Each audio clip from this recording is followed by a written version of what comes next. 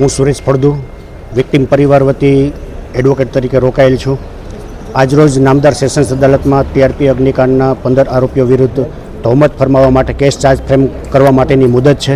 ગઈ મુદતના 7 આરોપીઓની ડિસ્ચાર્જ અરજી છે રિજેક્ટ કરવામાં આવેલ. એ જ વખતે સૂચના આરોપીઓને આપવામાં આવેલી કે આજરોજ નામદાર અદાલત સમક્ષ હાજર રહે કે જેથી કેસ છે એ ચાર્જ ફ્રેમ થઈ શકે અને કેસ ચાર્જ ફ્રેમ થાય ત્યાર પછી જ કેસ છે એ શરૂ થઈ શકશે. અત્યાર સુધી કોઈને કોઈ માધ્યમથી આરોપીઓ તરફથી કે કેસ ડે ટુ ડે ચાલે એમાં સહકાર આપવામાં આવેલ નથી. જામીન અરજીના તબક્કે, એડવોકેટ રોકવાના તબક્કે, ડિસ્ચાર્જના તબક્કે કોઈને કોઈ માધ્યમથી વર્ષ દરમિયાન કોઈ જ સહકાર આપવામાં આવેલ નથી. એ પ્રોસિડિંગમાં રેકોર્ડ પર છે.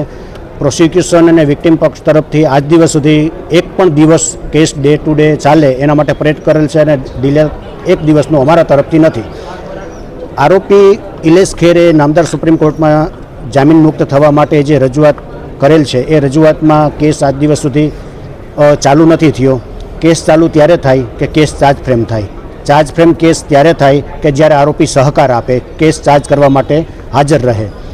આરોપીઓ જ કેસ ચાર્જ થવા ન દે, કેસ ઓપન થવા ન દે, ડે ટુ ડે ચલાવવામાં મદદરૂપ ન થાય અને બીજી બાજુ જામીન ઉપર મુક્ત થવા માટે કેસની ટ્રાયલ શરૂ નથી થઈ એવા ખોટા બચાવો લઈ હાથગંડાઓ અપનાવી અને લાભ લેવા માટે પ્રયત્ન થઈ રહ્યા છે.